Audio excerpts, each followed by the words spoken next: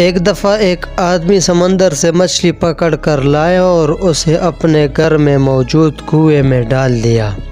اس کنویں میں مینڈکوں کی حکومت تھی۔ مینڈکوں نے جب ایک نئی چیز دیکھی تو گھبرا گئے اور اس سے تھوڑا دور دور گھومنے لگے۔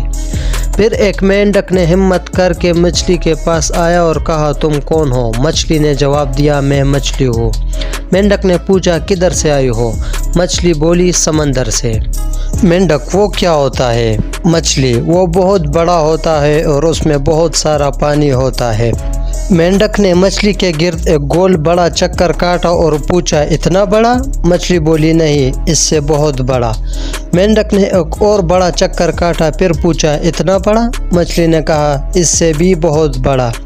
اس بار مینڈک نے آدھے کنویں کا چکر لگا لیا اور پوچھا، اتنا بڑا؟ مچھلی نے پھر سے نفی میں سر ہلایا۔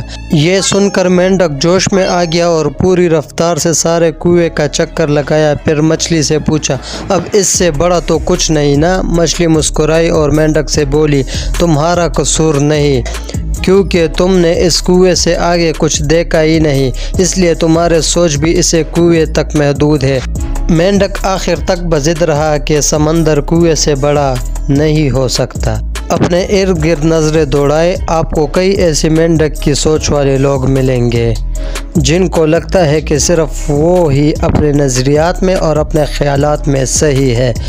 ایسا محدود علم رکھنے والوں سے بحث کر کے اپنا دل خراب نہ کیا کریں۔ اس کہانی کو یاد رکھیں اور ایسے لوگوں سے لڑنے کی بجائے ان کی مینڈک والی سوچ پر مسکرائیں اور آگے بڑھ جائیں۔